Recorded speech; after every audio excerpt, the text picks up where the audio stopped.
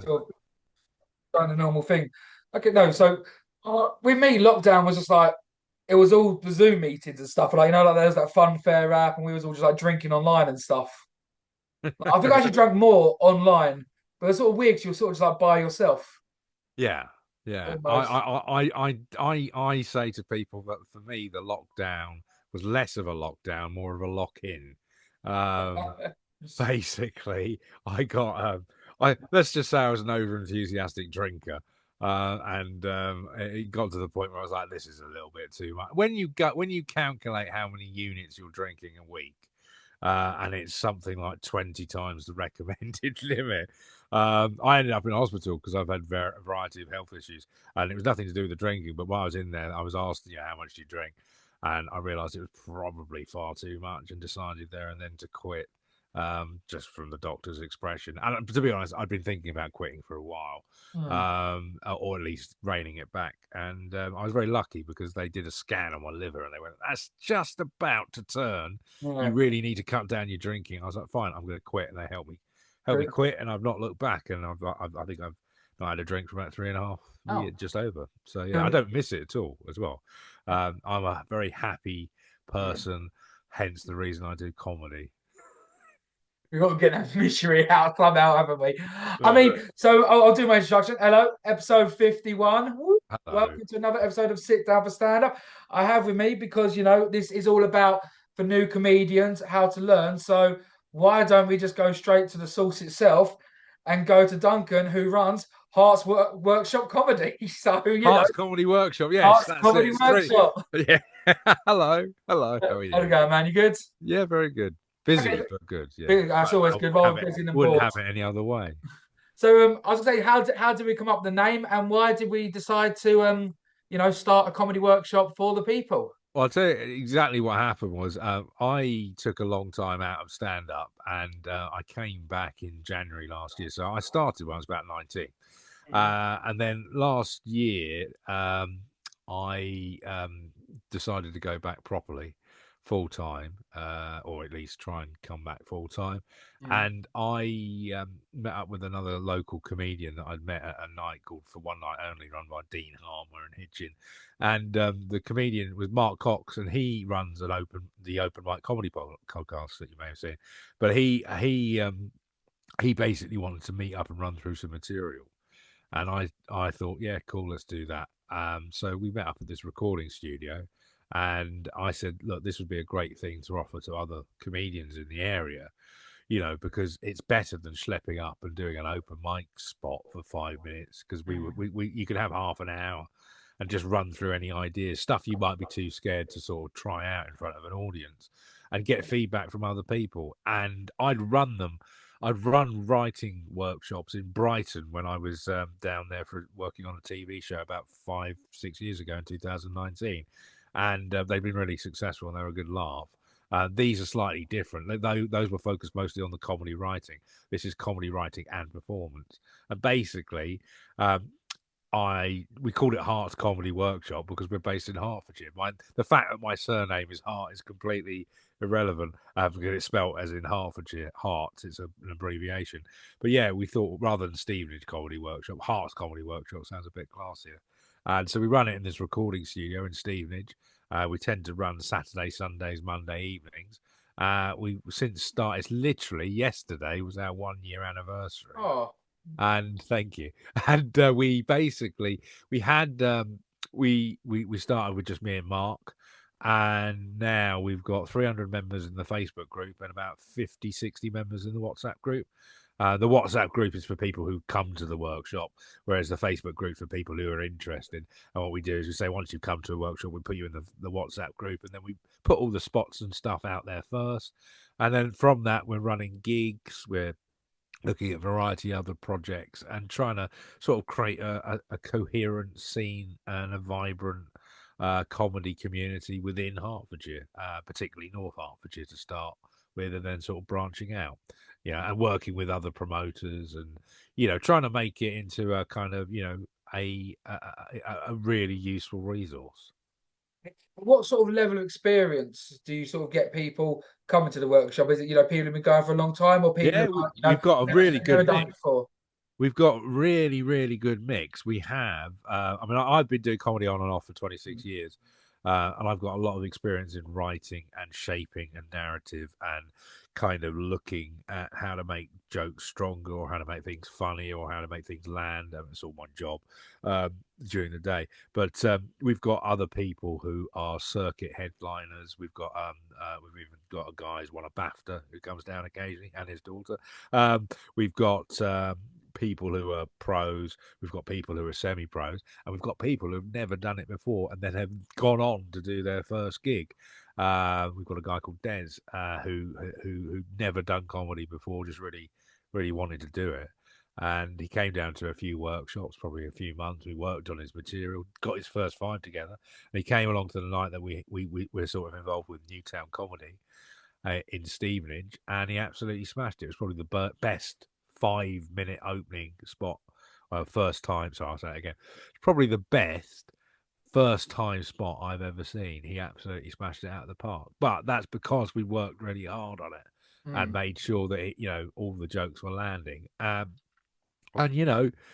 we've got people who've just done a couple. We've got people who are, we've literally got all sorts of levels of experience, and that's what's good. Because if it was all just newbies, I don't think there'd be much value. And if it was all just cynical, world weary pros, then again, so it's good to have a mix.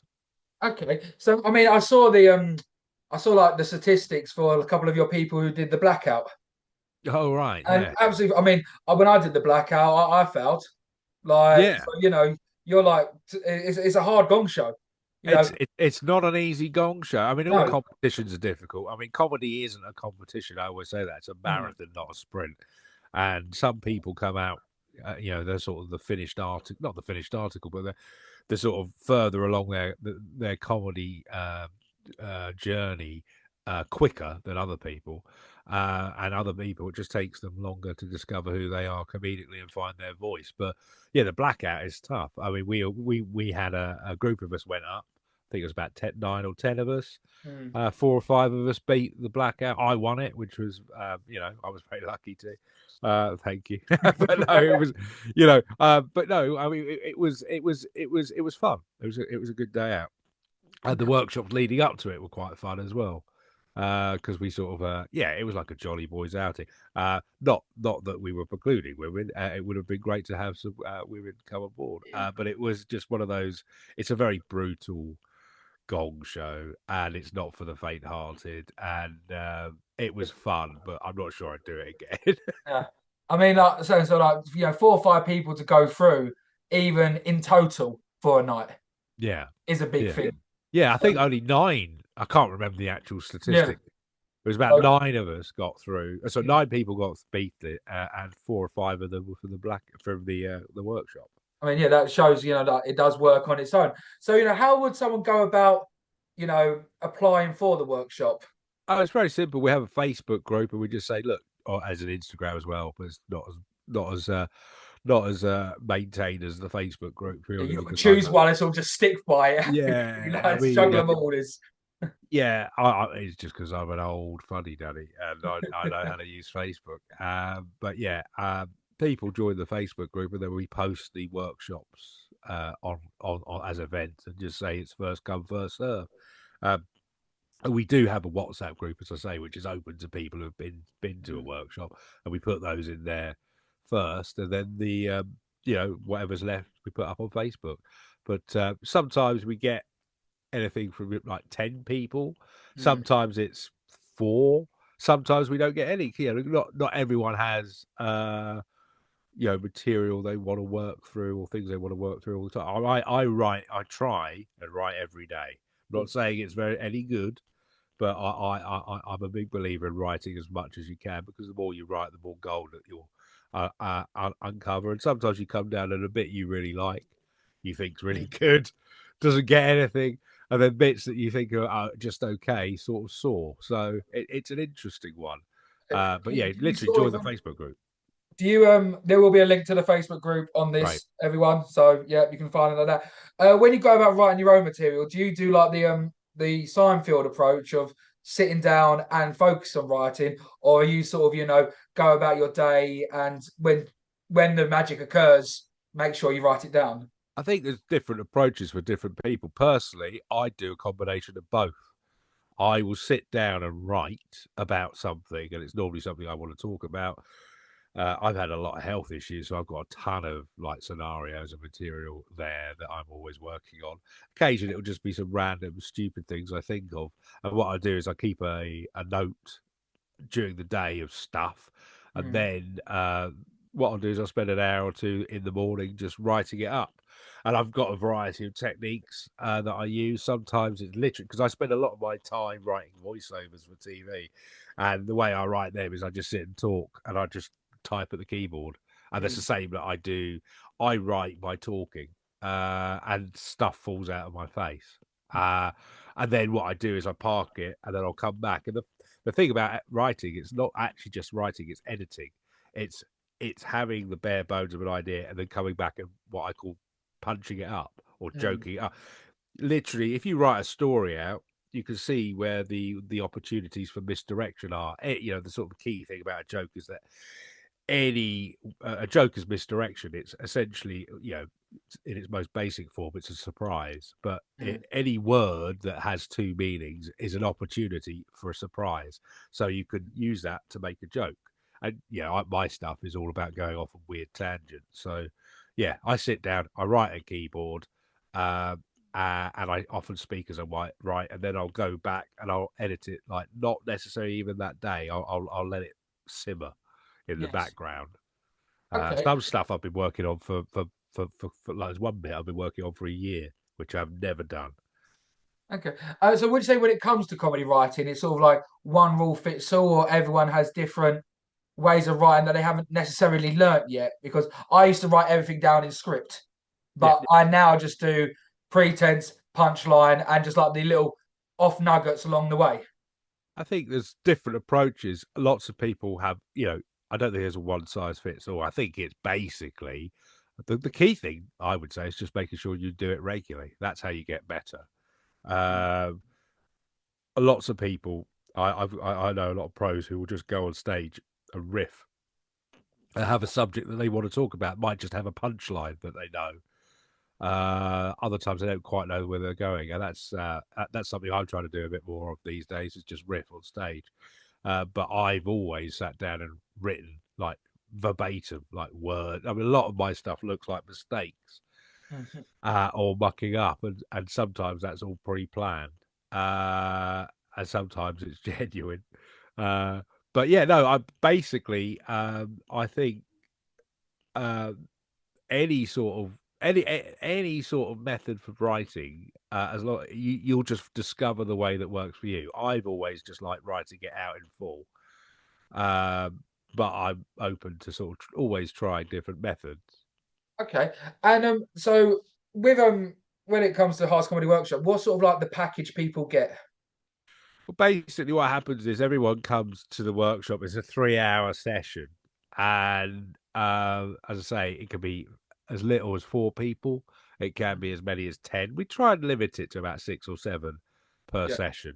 Everyone gets about 20 to 30 minutes up on stage, and they don't have to take. I mean, some people just come down and watch, just to sort of get the vibe, as it were. It's all very friendly. It's all very relaxed. It's all good fun, and I think it's pretty productive in as much as people get stuff out of it. And it's just an opportunity for people to play. But essentially, what they do is they all get 20 to 30 minutes, go up, they can read off notes, they can just talk about stuff, or they can riff. And then we all sit down and we'll sort of pick it apart and say, well, why don't you try this?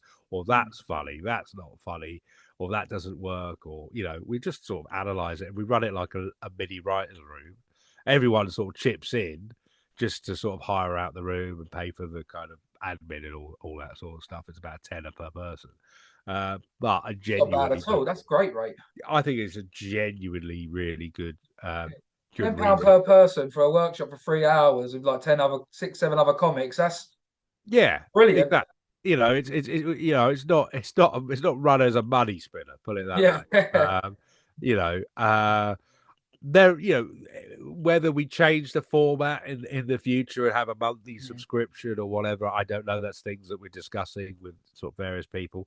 But at the moment, I think it's fair and simple. You pay a small fee to sort of help cover the admin and the room hire, and I don't want people to feel that they can't come because they can't afford it. And that's the key thing. And a lot of comedians don't have a lot of money, so Mm. I'm not in the business of trying to fleece people. Mm. For, The wage gap is quite a lot when it comes to comedians. yeah, exactly. So it is a difficult one because a lot of people have said, you should be charging more for this. Mm.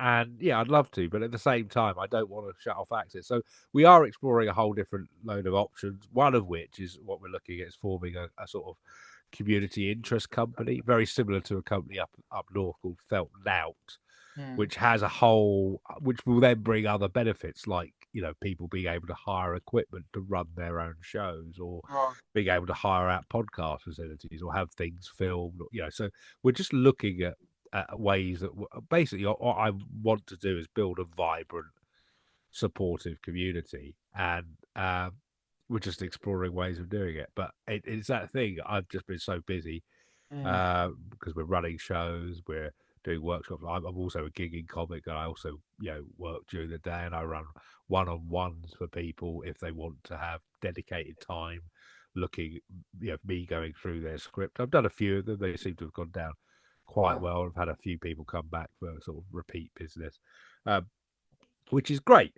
Um, but again, it's that thing. You've got to make sure it's value for money, and also I've got to be honest. The sort of demands of my time, I've got very limited time Mm. these days. I'm sort of running about trying to do various things, and it's tough. It's tough fitting everything in.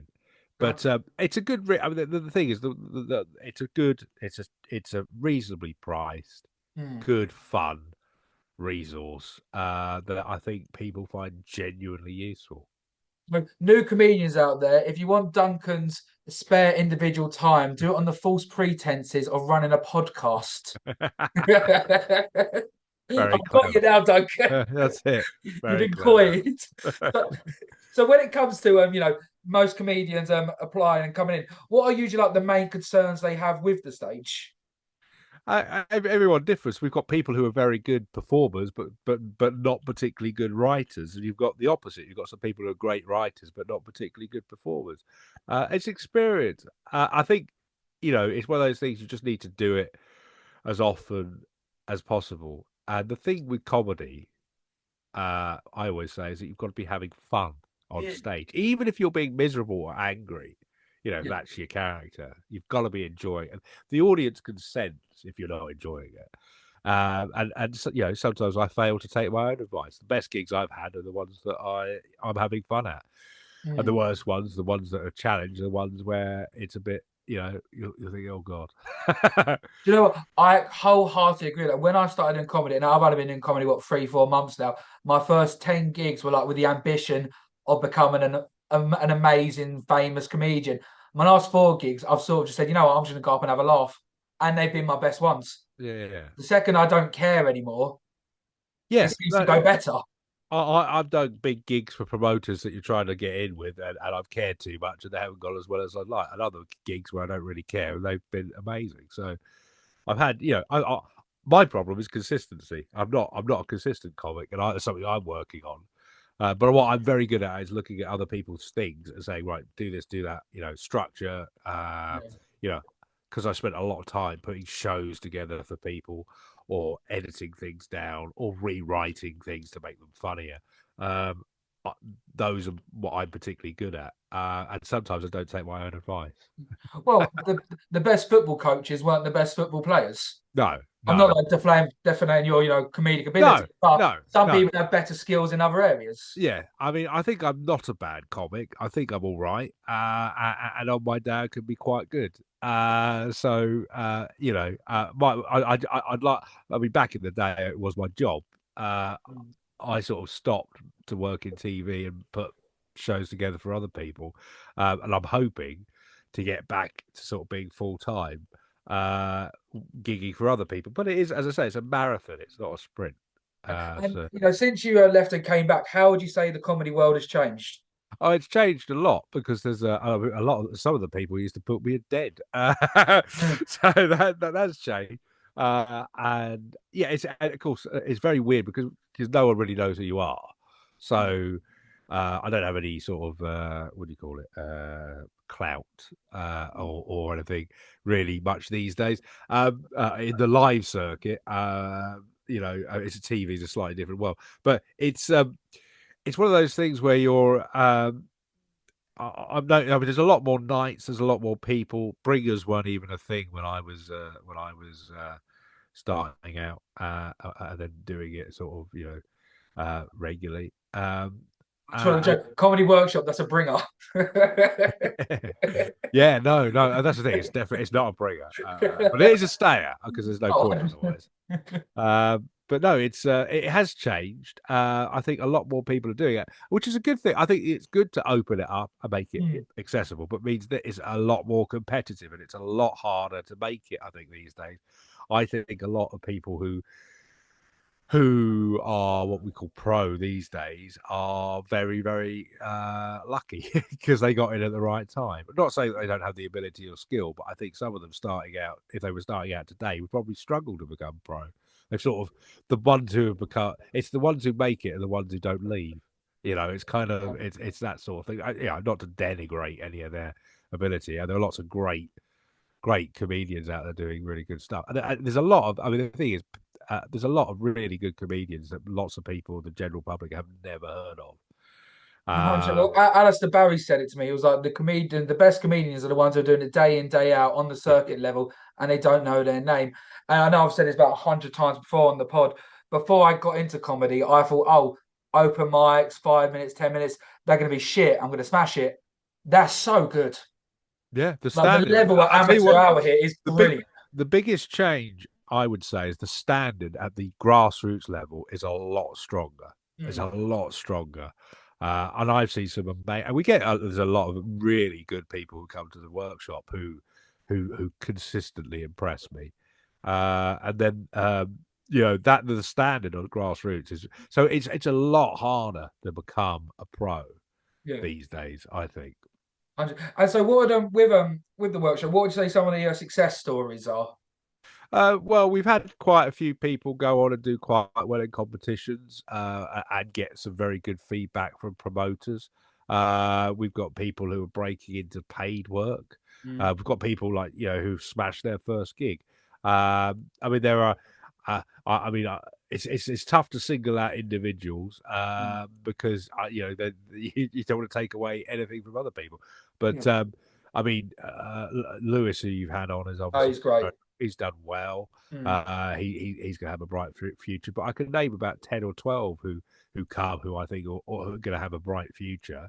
And to be honest, all of them, if they apply, uh, if they work hard and don't rest on their laurels, they all could have a career in comedy. yeah. The standard is pretty high, and the point of the workshop is to get it higher. That's it. I mean, I don't want. Also, what I like about the workshop is it's a great place for people to make mistakes. I'd Mm, much rather people came to the workshop and made a mistake there yeah. than do it on stage in front of 150, 200, however many people they're playing in front. But yeah, there's lots of success stories. In as much as people have gone on to do very well in competitions. Recently had Nikki Vere Compton, who Oh, reached the final of the West End uh, New Comedian of the Year female non-binary category. We had Dean Harmer and Sophie Sconship do the same in the West End competition, the non-female one. Sorry, the main version of the competition. Lewis has gone on to do very well in the uh, he's won a couple of smaller competitions, placed in other ones, and he's now in the semi-final of the Ricky Gervais competition. yes. Is that the Uh, Spirit Awards? Spirit Awards, yeah, Spirit Yes. Comedy. And then, funnily enough, I was asked to do all the filming and all the videos for that. We Open Gate. We pitched. We were approached to pitch for it, and we got down to the last two, I think. So that was fun. then I actually decided to go ahead and have a go at it myself. I don't have 2 minutes material. All of my stuff is interlinked, and by the time I even got on stage, I didn't even know what I was going to do. So I've had mixed success in competition. I've done very well in gongs. I won a championship gong recently up in the Midlands for Spiky Mike. It's like, I can see his name everywhere. Yeah, he's a great promoter and Yeah. he's very good with progression. And it was one of the best gigs I've ever had. My shoe fell off. I'm disabled and I wear these sort of surgical boots. It Okay. fell off as soon as I got on stage. I didn't do any material really. Did at 7 minutes of just berating the shoe and the audience, and I got about 15 applause breaks, and it was amazing. It's one of the best gigs I've ever had. But yeah, no. Lots of people in the workshop have gone on to do very well in various competitions. But as I always say, competitions are not the measure of success. 100%. The measure of success is someone who, as Alistair said, is doing it day in and day out. And if you can maintain, if you can get to a level whereby you're being booked by people and they want you to come and play their show, I think that success for me is about finding your comedy voice and then improving every year. That's success. Competition success is nice, but it really, I mean, some of my favorite comedians haven't really won competitions, and they're not. They're a very odd beast. They're not necessarily a measure of quality. Sometimes they're a measure of popularity, and sometimes it's just the luck of the draw where you go on. I mean, I've done very well in some competitions. I've done very badly in others. And sometimes I've deserved to do badly, and other times I've done really well and not placed, or so it's very odd. It's down to the whims of that judge or that booker or that promoter. And I've judged competitions back in the day. I used to do a lot of work with Laughing Horse, who run the Free Festival, I think, up in Edinburgh, but they run a lot of other gigs. And they used to have Laughing Horse New Act of the Year, and I was a judge because I used to help run their Camden club back in the day in the early 2000s. That's hard. Judging is hard. I mean, you've got lots of really good comedians, and sometimes picking one to win sometimes there's a clear winner, but other times it's like, wow, it's very hard. So comedy is not a competition to me, and I just don't like. I don't like competitions. I don't like that. There's a difference between being competitive. That's different, but comedy itself isn't a competition. Well, I've always like I know like not competition much, but like gong shows. I like gong shows. Do not get me wrong. I think they're fun, but I do think they are sold a bit of a false promise that you win the gong show, it's going to lead to this, going to lead to this, where they don't want everyone to be good because the show will last all night. Yeah, they want people to go on to be shit. They want people to get booed they off. want the variety. You want if you're running a gong show, you want a few people to be a bit shit. You want a couple of very good people. But yeah, I don't think gong shows should be allowed for people, say, post 5 years in the game. I think it would be better if it was for an amateur night for people to shine. Yeah. I mean, you could say that. However, once I was told never do King Gong until you're 100% ready and confident that you. That was my first ever gig. Yeah. Yeah. Well, I was told by a very experienced comic back many years ago. This was late 90s. It's literally like the second or third ever gig. A guy called Bob Boyton, who went on to become an author, and a guy called Sam Miller, I think it was. It's where it basically I used to gig a lot where Angel Comedy is now, not the Bill Murray, but the Camden Head.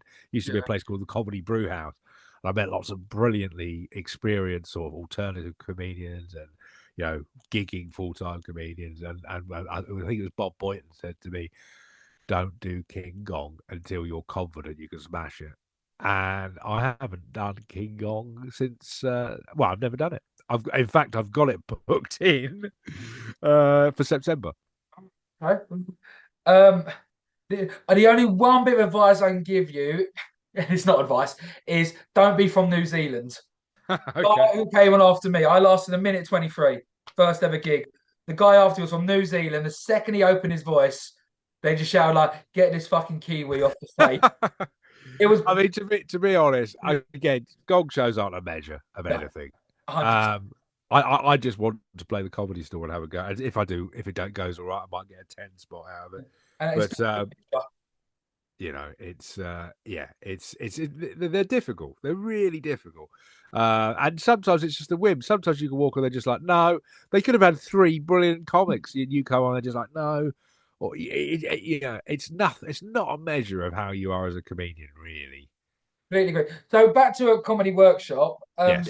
What would you say if I'm just going to put it as this: comedy classes versus comedy workshop? Well, comedy classes will probably teach you how to approach comedy, and they both got their value. The comedy workshop is essentially there for people who are already writing and performing. You don't have. You could be a newbie, as I say, but you've got to have stuff that you want to test out. I'm not going to sit there and right at the moment. I mean, we might do it in the future, but I don't run through how to write a joke necessarily from scratch or how to shape a set. We'll work with what you've got and then look at the approaches that are relevant to you. And there are different ways. There's not one. It's not like a lot. I think a lot of people treat comedy classes have a very particular way of approaching. I'm not going to name names, but there are people who have a very who want you to do it their way or not at all. I don't care. I just want you to be funny, and I want to find your funny. And some people are funny; they're one-liner comedians. Yeah. Some people are surreal. Some people are offensive. Some people are storytellers. Some people are just clowns. Whatever it is, you need to find your funny, and that's what we'll workshop. And that's and then what we'll do is we'll take your material and try and elevate it. You know, that's the aim. Not always successful. Sometimes you have workshops and you're like you can't quite grasp what it is. You know that there's something that needs to be fixed. They're not. These are not a miracle cure. They're a creative process. Sometimes we'll write a whole 5-minute routine. Like we'll come together and someone will leave with a much better 5 minutes. Sometimes we might struggle to come up with a particular joke. It runs like a writer's room, and it's not a one size fits all. It's a process. And it should be fun. It should be enjoyable. So I think the workshops are different from comedy classes because we'll look at improving what you've got in a variety of different ways. Whereas I think comedy classes will probably teach you how to become a comedian. We can do that as well, but it's more looking at what you've already got. So would you? I know this is probably not the best comparison, but it's almost like coach and a cheerleader. Yeah, I suppose so. Yeah, I mean, it's basically, it as I say, it's just working on the material you've got and seeing how we can improve it and helping you find your comedy voice.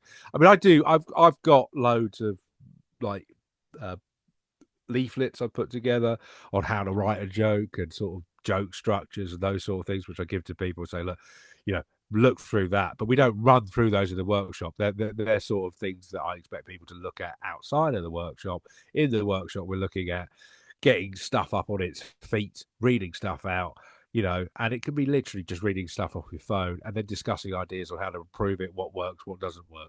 Those are the things I find the most useful. But we have run specific workshops. We've had guest lecturers in, like recently we had Ben van der Velde come in and run stuff on crowd work.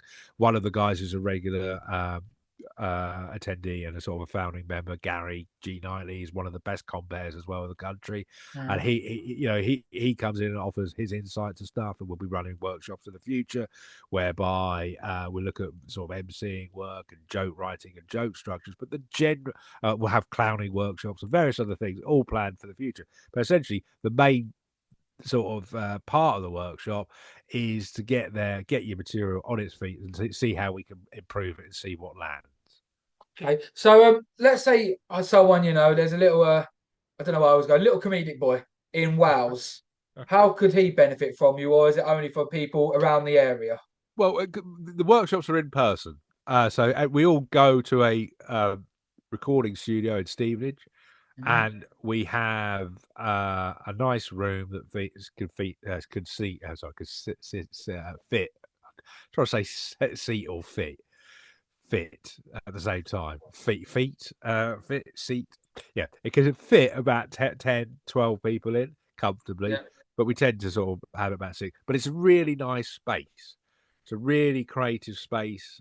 We've got a mic, lights. We film it just for safeguarding, but also for potential TikToks and things like that in the future. Uh, and it's just a really fun space. So it's in person. However, people have said, can we can we do some stuff online? So it's something we're looking at. I run one-on-ones personally. So if someone wanted a one-on-one, I can look at your material or look at performance, give you a critique, um, give suggestions for actual jokes, joke writing techniques, all those sort of things. We haven't yet live streamed a workshop, but we might do that in the future. It's all stuff that we're sort of looking at, but it's just time, really. It's just it's just trying to get all these things in place, and I've just got limited time at the moment. I mean, the live stream one would be interesting. It was something I was looking about, but I haven't got the comedic experience where they submit it, you watch it on stream, and then you give them advice on stream. Yeah, that's definitely something that I've thought Yeah. about. We're thinking about doing a podcast, which is very similar to that. No, saturated. Don't bother. No, don't do that one. Yeah, but live streaming is definitely something that we'll talk about. But also, you've got to bear in mind at the moment that the problem with that is it's a safe space for people to fail. Live streaming the workshops is problematic in as much as you don't want people to feel, you want people to be able to just play and do what they want without worrying about being watched. And as I say, although we film it, it's mostly for a safeguarding thing. We haven't put much out online other than the sort of blackout stuff. But when we do, if we do put anything in the future, we'd always ask people's permission, and if they weren't comfortable, we wouldn't put it out. I don't think that's fair. So it's working out a way where we could. I mean, it might even be, and one of the things that we're thinking about. It might be that we critique our own performances. That's what we're sort of looking at, and then maybe there's value in that sort of thing. But we're just one resource. There's lots of other people out there offering comedy courses. There's lots of very good tutors who offer one-on-one. I'm just saying, look, if it sounds of interest or it sounds of value, get involved. And most people who do have found it to be of value. I find it of value. I mean, what it helps me do motivates me to keep writing. I mean, I don't need a huge amount to keep writing, in as much as I always write anyway. However, it's always good to know you've got a workshop where you can just get this stuff out of your head and sometimes it just stays in the workshop. Sometimes I've got stuff just doesn't work, or it works, but I can't get it to fit. Or it's like it's just an outlet. It's a really good creative space. Would you like to share jokes as well? So, I'll give examples. So I've got a Turkish mate and a black mate. I come up with black jokes, but my persona on stage, it wouldn't go well. So I send them over to him. We do. We have we do stuff in the WhatsApp group. We do stuff in person. We go, oh, I thought of this joke. You could use that. Yeah. There's jokes. There's lots of people who are doing jokes I've written. I've got a couple of jokes in my set that other people have written. There's other people. It's a really good resource in as much as everyone chips in. That's the best part of the workshop, is everyone chips in with ideas, and you end up with ideas. Even if it's not a fully formed joke, you've got an avenue to go away and explore. But there are definitely everyone has got something from other people in the workshop, whether it be a joke or an idea. But yeah, we do share jokes all the time. Oh yeah, I think especially that particular comedy, the communities you create within the comedic world, they're so strong, and I think that's the biggest thing, is about creating a sense of community. Because comedy is a lonely game. It's a lonely game sometimes. And when you go to an open mic night and everyone's concentrating on their 5 minutes, and they've got other things going on and blah blah blah. It's not. I had one comic tell me that he thought, his first open mic, he'd be chatting to the comedians, they'd be exchanging ideas and stuff. And he said there was nothing. There was just everyone sat in silence. There wasn't much laughter. Everyone was nervous. He just said it wasn't a very good experience. Whereas the workshop, on the other hand, is everything and more that he thought that would be. And that's what it's about. It's about creating a sense of community. There are lots of comedy should be open to everyone. Anyone who wants to have a go should be able to have a go. there are rules and structures in terms of how to make people laugh or how to write a joke, etc., Mm. etc. And if you understand those, and we do go through them, and we help you understand them, but it's not there specifically for that. It's there to help you become funnier, as it were. So the community part is a big part, but also it's that idea of anyone can have a go. All voices are valid. Mm. I don't care what your politics are. I don't care. I just want you to be funny. That's all I'm interested in, helping you find how to be the funniest version of yourself on stage. And um, I'm a big believer that comedy that way can bring people together, and the community that we've created, it's a great resource. I've got friends for life now that I didn't know a year ago, and everyone's doing very interesting and very different work. Some really great. I've seen some phenomenal stuff down the workshop, and people with huge potential. Mm. Yeah, it's all about the community. I absolutely applaud that. And it's nice that people are going. They're all going in different angles in the world, but they're all sort of stemming from the one place. Yeah, and the thing is, I'm not saying I know what I'm not saying my way is the only way. Yeah, I'll give you my opinion. You can take it or leave it. And other people, there'll be 6 or 7 other opinions in there, and you take away the one whatever works for you. I mean, I'm quite happy to help people, especially new people, and give them advice. But it's just my experience, and other people will have a different insight. But what I do find is that the community aspect is the biggest, the most rewarding thing from doing it, I think.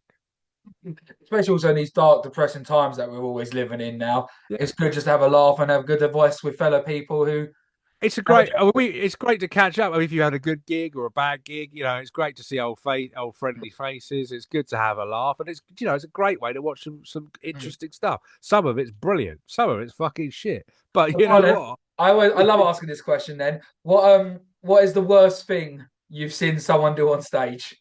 On stage, Yeah. ever, Yes. I saw a comedian many years ago do some really horribly offensive stuff that was supposed to be funny, Mm. and it was just awful. And it was the worst thing I think I've ever seen. I won't go into the details because it was horrific, but it involved a child. Okay. I Mm. mean, don't get me wrong. I like dark pedo Mm. joke. You know, Imagine anyone. big. Yeah. I'm a big fan of dark, Cover. subversive comedy. If it's done well. My favourite joke of all time is an Emo Phillips joke, which is I was in bed with my girlfriend the other night. She said, "You're a pervert." I said, "That's a big word for a 9-year-old." Oh, Now, yes. Yes. that's a great joke. Yeah. Semantically, it's a great joke. Yeah. I understand that some people are uncomfortable and don't like that sort of subject, and that's absolutely fine. Yeah. But essentially, it's a joke, Yeah. and I like it as a well, as a misdirect and Mm. as a linguistic piece of work, and I find it funny. Mm. However, that's not for everyone. Yeah. What I saw that day wasn't a joke. It Mm. was just someone acting Mm. out something. I mean, it was just Mm. horrific. It was horrible. And the thing with comedy, and I said it before, you've got to have a sense of playfulness and fun. It's Yeah. linguistic fun or it's semantic fun. I'm not a big fan of punching down, but that's not to say in the right hands, the right context, Mm. you can do anything. And Mm. I always say, as long as it's fucking funny, it Yeah. doesn't, if it's really funny, Mm. then you could come at it from any angle. I mean, some people argue that it has to be your lived experience if you're going to joke about, and I think there's absolute merit in that. Yeah. However, I like doing a lot of pedo jokes. Like, Mm. you know, Hopefully that's not, experience we've had to live. no, no, I mean, Coming no, from personal experience, I'd be. no, I mean, no, look, I mean, look, I do like dark comedy. I sort of being flippant, but the point is, a well written joke or a well constructed routine is the thing of beauty. Mm. And you have a responsibility as a performer to try and be as funny as possible for the Yeah. audience. So as long as it's not lazy or purposely offensive, Mm. I don't really mind. As I say, I'm a big fan of sort of dark Yeah. comedy I and mean, sort of thick humor. But my favourite it's one of them jokes is well, and I don't know who did it, so I can't give him credit, but it's going into a shop and asking for inflatable numbers for your girlfriend's birthday. Can I have a three and a one, please? Oh, so it's her 31st birthday. Oh no, it's her 13th. yeah. Like it Well, there's just an Anthony Jeselnik joke as well, which is a classic. okay. But yeah. So what are your thoughts on because I was at a gong show a couple of weeks back and somebody word for word copied a Ryan Long spit, a 5 minute bit, a word for joke word joke style. joke theft. Yeah, I What think it's disgraceful. should they get called out even at Yeah, amateur level? absolutely. Look, if Okay. you're a new comedian and you're you're doing it because you don't really know better, I'll look the other way. Politely tell you afterwards that you shouldn't be doing that. Yeah. But if you're consciously nicking stuff off other comedians, Mm, that's wrong. That's theft. And also it doesn't help you find your own comedic voice spouting off other people's very stuff. true.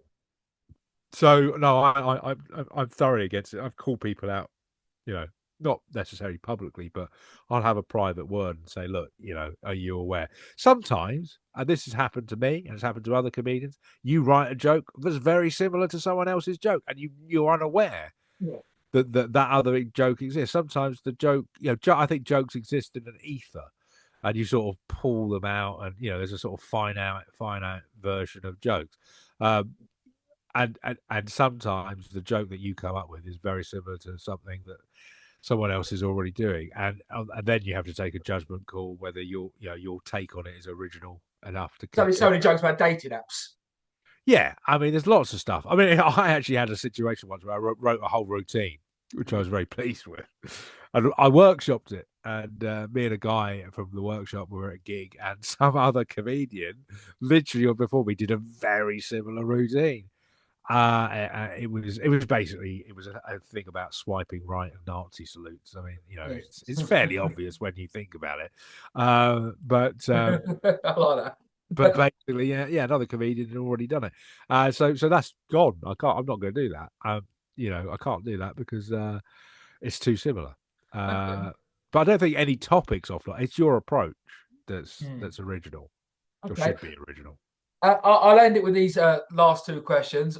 One is, what advice would you give to a new comedian who's never done comedy before and is thinking about getting on the stage for the first time? My genuine advice, if you're local to Hertfordshire, is come down to the workshop and we'll help you with that. Hmm. And then book in some open mic nights and give it a go. Yeah. Uh, Don't go and be jumping watch on. it. I think it's a better £10 investment to try out a workshop than it is £200 to do a class. I mean, I'm not taking away from the classes; they have their place, and even you may even be that you go and do a class. There are several great tutors out there. Hmm. I'm not taking away anything. I mean, someone like Logan Murray is brilliant, and there's lots of other really really good ones. Um, uh, for me, this is a sort of a collective of people who are sort of jobbing, everything from sort of jobbing comics to people who want to try it. So it's more just sort of tinkering with material rather than learning how to become a comic. However, if you come down and you've got some stuff you want to work on and you've never gigged, we have helped people who've never gigged before, and then they've gone on and done very very well. As I said before, Des, Hmm. he smashed his first gig, and he's done a few since, and they've gone well. So I can't take all the credit for that or the workshop because Yeah. he's worked hard on it, but he would not be where he wouldn't have had that experience had he not been at the workshop. So write. The big first advice I would get: write stuff, write, have some material, know what you want to talk about, Hmm. you know, and then try it out either at a workshop or an open mic, and then keep. It's basically rinse and repeat. Okay. And I'm going to bring you back to reality now. The final question is, what time did you personally bomb the hardest? There's been so many. When did I bomb the Hart? I mean, it's a difficult one. I mean, I mean, when I was sort of jobbing comic, I did have a terrible gig when I was. It was a Christmas gig, and it was just in a like a roadside cafe or a restaurant. They had a they had a they had a magician and a musical act, and I was in the middle. And they weren't. It was all workouting. They weren't there to listen to someone talk about their poor health in a comedic way. Yeah, that was one of the worst. And then I've had a few. I mean, like the Ricky Gervais thing recently. I didn't bomb, but I didn't. It wasn't great. But I'm not a 2 minute comic, and I was very ill prepared. Yeah, no, I've played that Christmas one many years ago. Was probably the worst gig I've ever had. There was another one as well. My So You Think You're Funny semi-final back in the day. My heat had gone really well, and then I changed all my material for the semi-final. And I did a lot. Funnily enough, I'd been in Brighton the night before, and there were loads of stags and hens. So I did all my anal sex material. Brilliant. And that really went very well. So well, in fact, I thought on the train to Edinburgh that day, I might just do what I did last night. And I played to complete. I think it's the only time even when the Christmas one, I got a few laughs. I was reduced to reading cracker jokes out in the end. I was quite playful with that. That was okay. But that one, I played for about 7 minutes to silence. I came out, did an anal sex joke, and that was it. I really rubbed them up the wrong way, and they hated me. And it's so frustrating because it was the biggest gig of my career. So that's one thing I say at the workshop. Don't do what I did. That's absolutely brilliant. Duncan, thank you ever so much for coming on. And guys, if you're from around Hertford, you want to try out your material, you want to test it in a nice community, the links will all be below. Give Duncan a message, and we get people from all over the country come down. Stevenage in Hertfordshire. It's very easy to get to by train. We can arrange lifts.